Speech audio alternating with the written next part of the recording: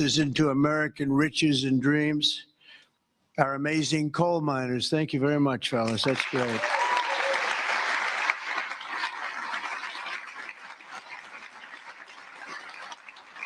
And I know you well. I know you well. I think I get about 97% of your vote.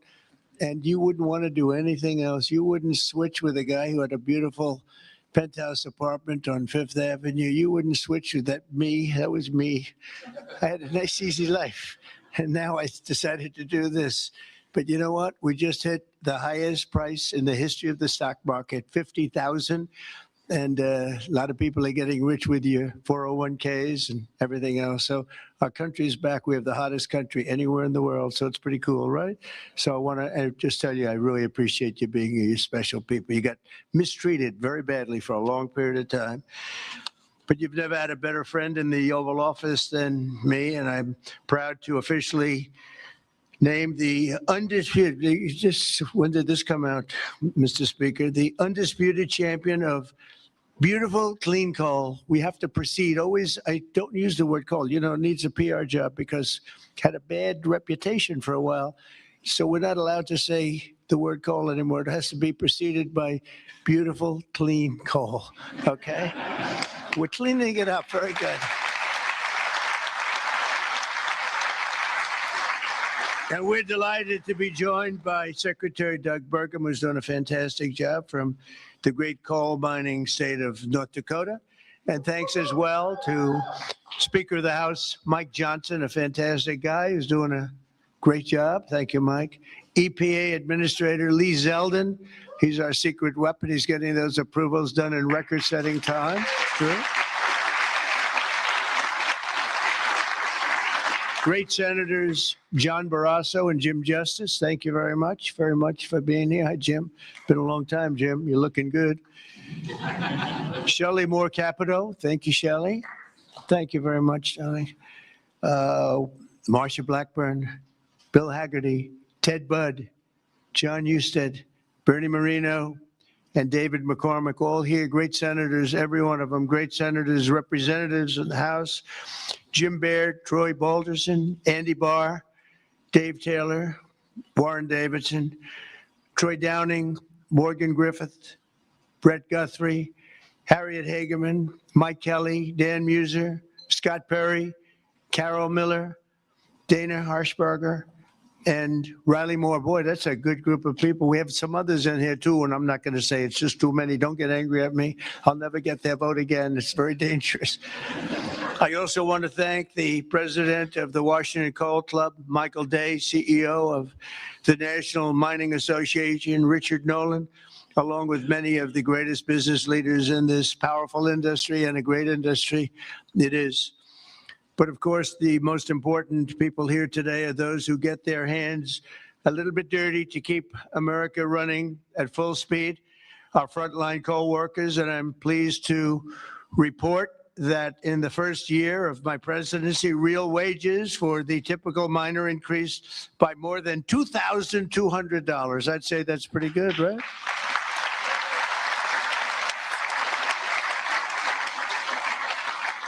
And I'll give you the bad news. It's the first time that that's happened in more than 27 years. All right? Those other presidents didn't take good care of you. They didn't take good care of you at all. They didn't realize what they had. The last time many of us were together, I signed a historic executive order to ensure that America's beautiful, clean coal plants would keep running when we need it most, and that's 24 hours a day in rain, sleet, and snow. You know, coal can operate when other substances can't. The Biden administration, he had no clue what he was doing. Shut down dozens of coal plants. They shut them down. Literally, it seemed like one a week, one a day. They were shutting them down left and right as fast as you could. They were paying people to shut down a coal plant. And if we had stayed on the ruinous path, we would have seen mass suffering and rolling blackouts all over the country. We would have had blackouts right now all over the country. We would have had a country that, worse than blackouts, every other thing would have been wrong with it, too, with all of the horrible things that took place at our border. And right now, our border is 100% secure. First time in the history of our country, actually. And you see it all the time. So instead, when large parts of our country were hit with winter storms, it was coal that kept the power on, and it was coal that never was bothered by cold weather, warm weather. It's never bothered by anything, just keeps on chugging, right? During this vicious storm, and they had some really bad ones, coal generation surged 31%, while solar and wind totally collapsed. I'm not a big fan of those crazy windmills that are all made in China. You know, they're made in China, but not used by China. Let's look for a couple of wind farms in China, see if you can find one. They sell us those things for fortunes, but we don't do them anymore. Have we done any this year, Doug? We're not going to do any, hopefully, for 4 years in this country. They're losers.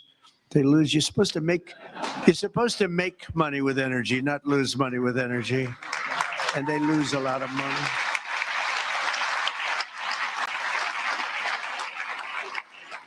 And by the way, they're all over Europe. And, you know, I was recently there, and it's not recognizable what they've done to their beautiful fields and those beautiful, beautiful scenic areas. And they put those wind turbines all over the place, and they're chugging, not doing a damn thing, except every time it goes around, it loses a fortune. It's horrible.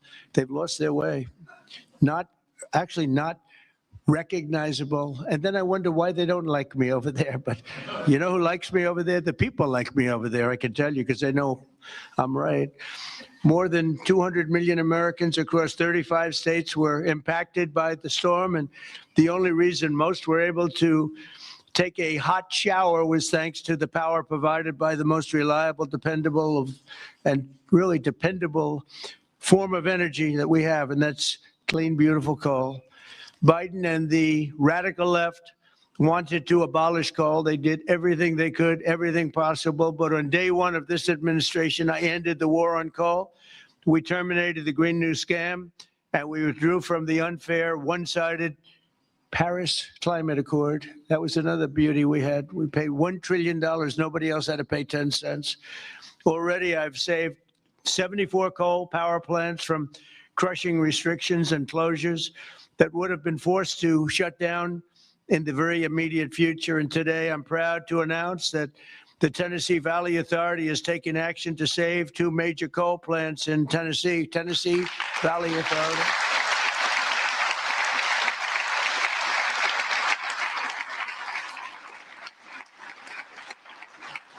The plants are the Cumberland Fossil Plant and the Cumberland City.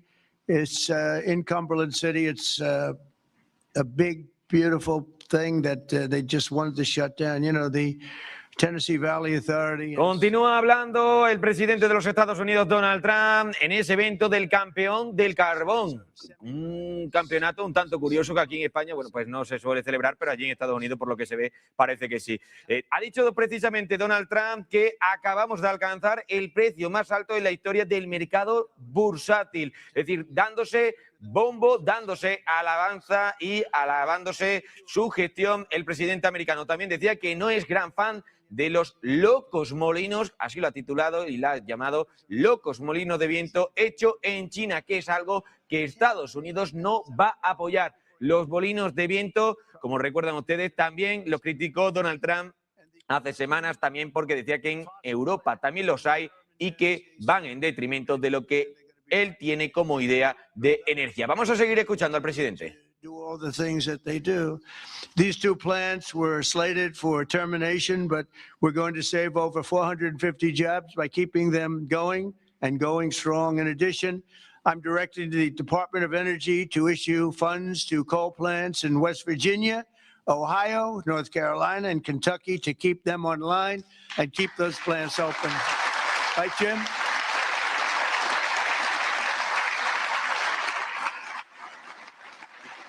And very importantly, we're also bringing our coal mines roaring back to life. Under 4 years of the Biden administration, Sleepy Joe, not a single permit was approved for a new coal mining project. Think of it, 4 years, not one permit. They were all being disapproved, actually.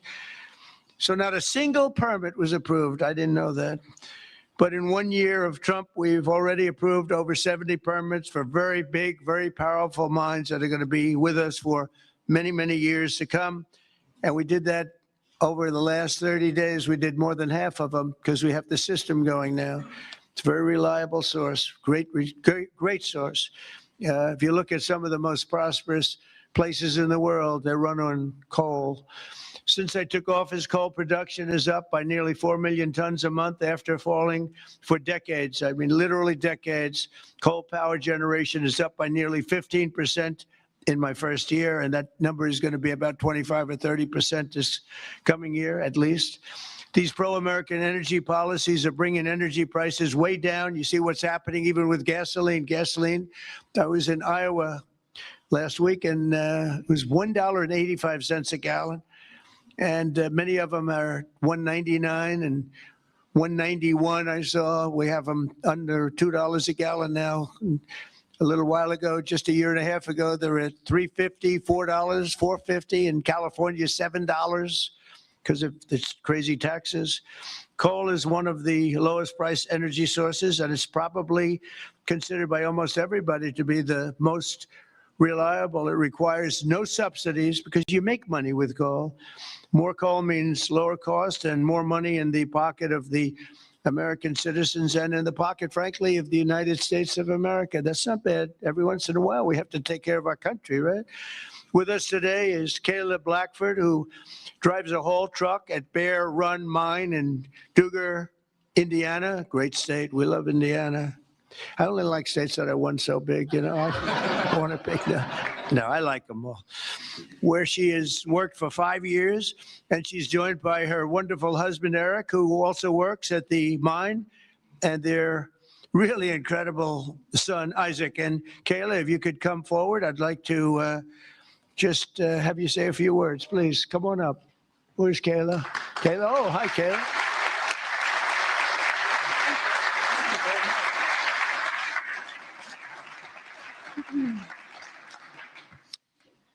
Thank you, Mr. President. As he said, my name is Caleb Blackford, and I am so proud and honored to be here today representing Peabody and coal miners across this country. My husband and I both work at Bear Run Mine in southern Indiana. I drive a haul truck, and I train others on this large piece of equipment. A haul truck is used to move rock or coal and is capable of carrying loads of nearly 250 tons. The tires are 12 feet tall. When I stand next to one, I barely reach the middle of the tire. It's the best job I've ever had, and not just because of the cool mom points I get for driving big equipment.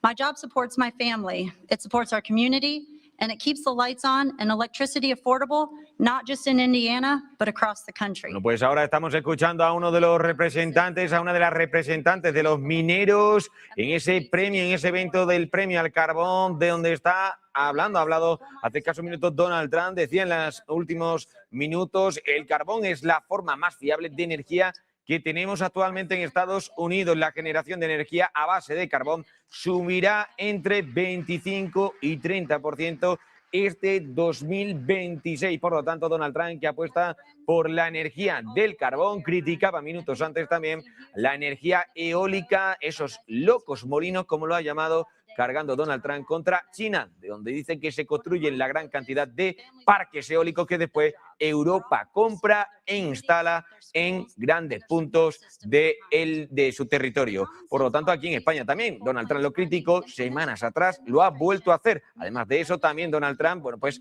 que hablaba sobre los mercados y decía que acaban de alcanzar el precio más alto en la historia del mercado bursátil, demostrando lo bien que va la administración Trump en Estados Unidos. Vamos a seguir escuchando el evento.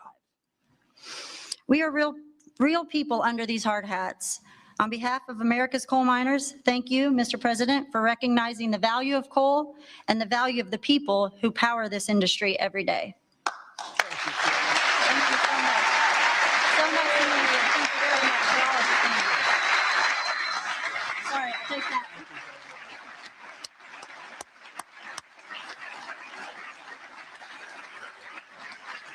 Good job. She did a good job, right? Look at the boy. He's so proud of mom, huh? Did a good job? Couldn't do better, right? Anyway, thank you, Kelly. That's really nice. Thank you very much. Coal is also critical to our national security, vital to everything from steel production to shipbuilding and artificial intelligence. It's incredible what's happening with coal. And it's also incredible how clean they're able to keep it now with all of the new techniques. By using it, they're able to do things environmentally that are amazing. You see that. That's why I'm also pleased to announce that in just a moment, I will sign an executive order that directs the Department of War to work directly with coal plants on the new power purchasing agreements, ensuring that we have more reliable power and stronger and more resilient grid power. And we're going to be buying a lot of coal through the military now, and it's going to be less expensive and actually much more effective than what we have been using for many, many years. And again, with the environmental progress that's been made on coal, it's going to be just as clean. As some of you may know today, February 11th is Thomas Edison's birthday. There could be no better way to honor the legacy of the man who lit the world. Did you know that? The man who lit the world, Isaac. Do you know that? You ever hear of Thomas Edison? A little before your time, slightly. But then to reaffirm our commitment to American energy independence and the American energy dominance. We're going to be dominant, and we are dominant right now. We have a new group of people that we're very close to, become very close to, and that's called Venezuela, where we're taking in this case, oil. We had 50 million barrels of oil that we have floating right now to Houston to be refined, and we're getting energy from all different sources. And so oil and gas is fantastic. So many of them are so good, but we're not going to use the bad ones. America is now the #1 energy producer in the world. We are by far #1. In fact, we're very soon going to be #1 by double what #2 is. And under our leadership, we're becoming a massive energy exporter. In just the past few months, we've made historic trade deals with Japan, Korea, India, and others to increase our coal exports dramatically. We're now exporting coal to all over the world, and the quality of our coal is supposed to be, I'm not an expert in coal, but I've been very good to the people that are. The quality of our coal is supposed to be the finest anywhere in the world. From West Virginia to Wyoming, from Ohio to Montana, and all across the country, we're lifting up our hardworking American miners. Enseguida volvemos con las declaraciones de Donald Trump en ese premio al carbón, porque tenemos que contarles una noticia importante que tiene que ver con Estados Unidos, y es que se espera que el presidente de Estados Unidos, Donald Trump, y el presidente chino, Xi Jinping, acuerden extender la tregua comercial durante su próxima cumbre bilateral, según informa a esta hora de la noche South China Morning Post. El medio de comunicación chino, la posible ampliación del acuerdo buscaría evitar una escalada arancelaria y dar más tiempos a ambas potencias para avanzar en negociaciones económicas clave. De confirmarse dicha noticia, la medida supondría un alivio para los mercados globales que han seguido con atención la evaluación de las tensiones comerciales entre las dos mayores economías del mundo. Aparte de eso, también relacionado con lo que está diciendo Donald Trump, les tenemos que contar que ha anunciado que firmará una orden ejecutiva para que el Pentágono de los Estados Unidos compre electricidad generada por plantas de carbón con el objetivo de impulsar el sector energético del carbón en su país. Según ha explicado el propio presidente, las Fuerzas Armadas van a adquirir grandes cantidades de energía provenientes de estas centrales, en lo que representaría un respaldo directo a una industria que ha perdido peso frente a fuentes como el gas natural o las energías renovables como los parques eólicos. La medida busca fortalecer la producción nacional y apoyar el empleo en el sector del carbón tan importante, como ha comentado el propio presidente de los Estados Unidos hace escasos minutos. Bueno, pues vamos a seguir escuchando a ver qué dice Donald Trump. The other thing is breaking 7,000 on the S&P and very importantly, 50,000 yesterday. 50,000 we broke on the Dow. And if you remember, when I won, they said if he could ever produce 50,000 by the end of his fourth term, by the end of his fourth year, it would be unbelievably successful. Well, we produced 50,000 in excess now, went up today, in excess of 50,000 at the end of my first year. So that's some difference. And that's because of That's because of tariffs. So we're doing numbers that nobody thought were possible. The economy is rich. I tell the story that in Saudi Arabia, the king said, you know, sir, a year and a half ago, we were all saying you were a dead country, and now you have the hottest country anywhere in the world. That's true. We're the hottest country anywhere in the world, and a lot of reasons. So once again, I'd like to thank you for the tremendous honor of being here, and especially these gentlemen in the front row and a couple of you in the second row. What happened to the guys in the second row? They couldn't make it to the front. What's wrong with them? They don't shovel it as well, right? But I want to thank you and invite the chairman of our National Coal Council, Peabody Energy CEO, which is a great company, by the way, Jim Grech, to come up and say a few words. Please, Jim. Thank you very much.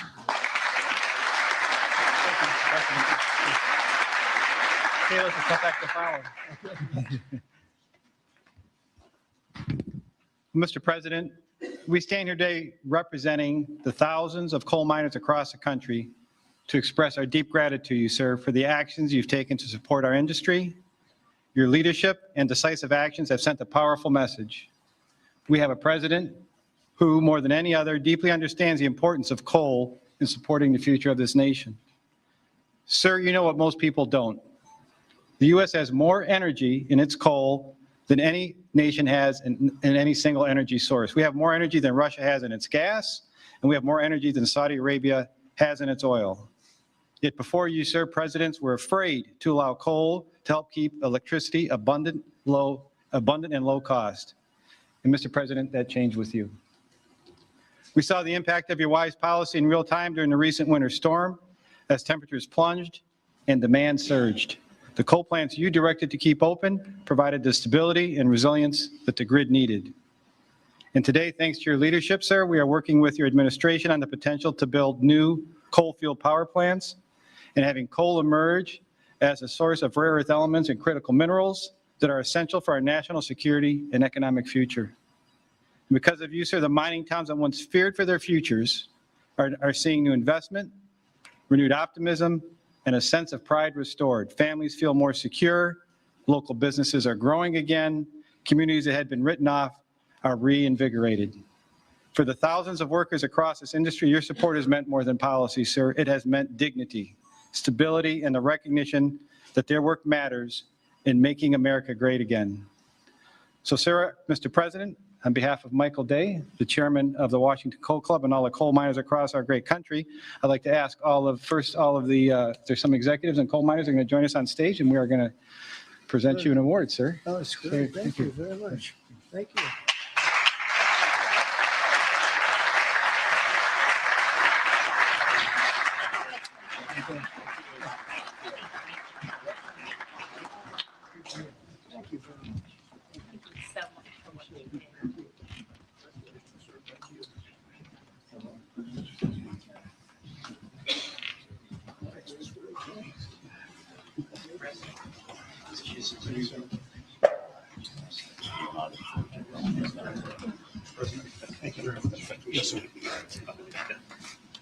Thank you, fellas, very much. Thank you, Mr. President. Sir, to show our appreciation, the trophy says the undisputed champion of beautiful clean coal. Thank you, sir.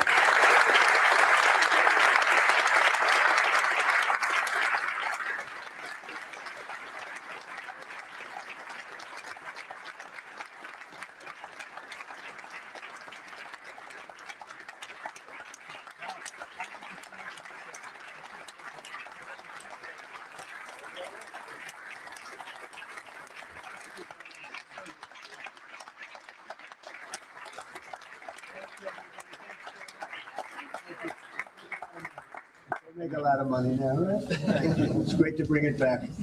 You were treated very badly, and now you're treated really well. Thank you very much. Thank you, everybody, very much. Appreciate it. Speaker, thank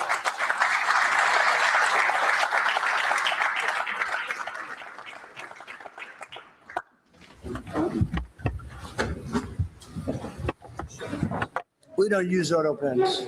There's no auto pen. Okay, come on up. That's great.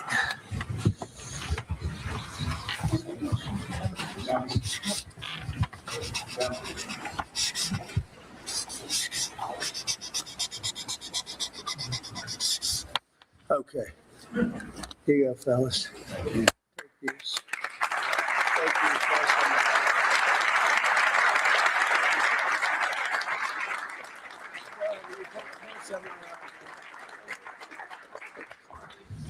There you go. I'll get up. Okay, come on. You guys okay? Yeah, all good.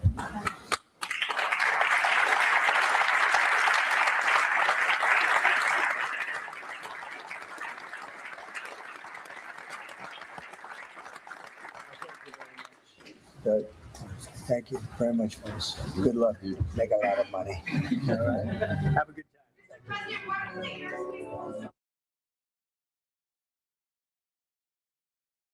Bueno, pues Donald Trump termina ese evento sobre el campeón del carbón, donde el propio presidente de los Estados Unidos ha dicho que promete mantener abiertas las plantas de carbón, que el mineral más importante para los Estados Unidos no es el gas natural, no es la energía eólica, sino que es el carbón. Por lo tanto, va a mantener abiertas las plantas de carbón. Aparte de eso, Donald Trump también, que en dicho acto ha sacado pecho de su administración y ha afirmado que el déficit comercial que está viviendo Estados Unidos a día de hoy y que ha caído un 78% gracias a la imposición de los aranceles, de las tarifas. El mandatario republicano también ha defendido en ese acto que su política comercial está dando resultados y ha asegurado además que su país está exportando carbón a todo el mundo, reforzando su apuesta por el sector energético tradicional. Las declaraciones, bueno, pues se han producido en un contexto de debate sobre comercio exterior, política arancelaria y redistribución de la economía estadounidense, pero siempre bajo el marco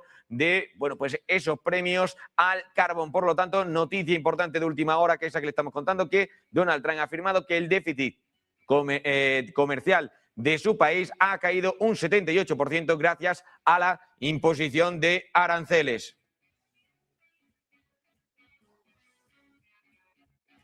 Bueno, pues eso era la información. Les decíamos que Donald Trump ha sacado pecho de su administración y ha dicho que el déficit comercial ha caído en Estados Unidos un 78% gracias a los aranceles, en un acto donde el mandatario ha defendido que su política comercial está dando bastante buenos resultados, y lo hemos conocido en el día de hoy con esos datos de desempleo, y ha asegurado además que Estados Unidos está exportando carbón a todo el mundo, reforzando su apuesta por el sector energético tradicional en detrimento de otras alternativas como por ejemplo los parques eólicos chinos o también el gas natural. Donald Trump, que ha dicho, aparte de eso, bueno, pues que promete mantener abiertas las plantas de carbón.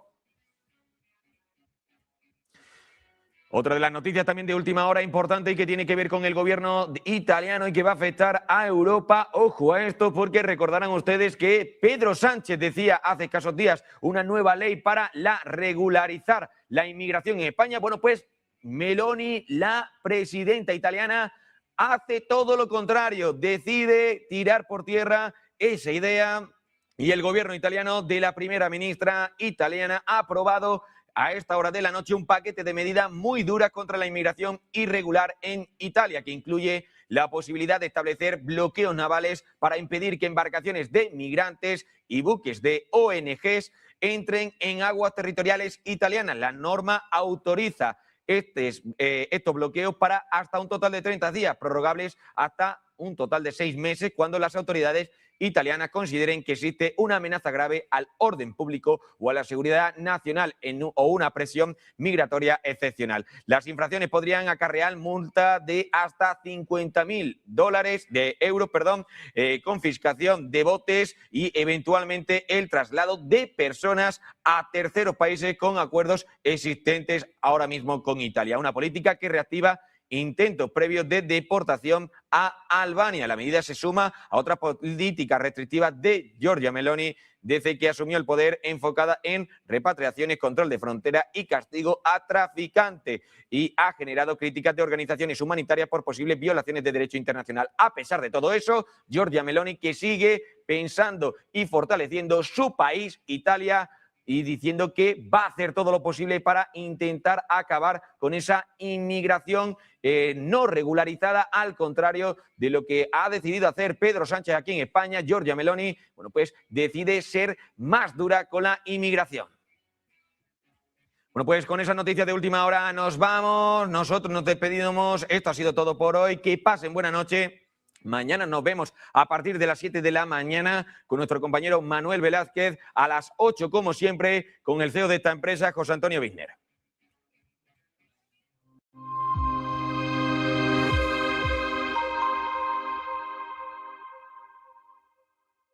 Está con nosotros Lorenzo Ramírez. Lorenzo, ¿qué tal? Muy buenos días. Buenos días, José Antonio, ¿qué tal? ¿Cómo estás?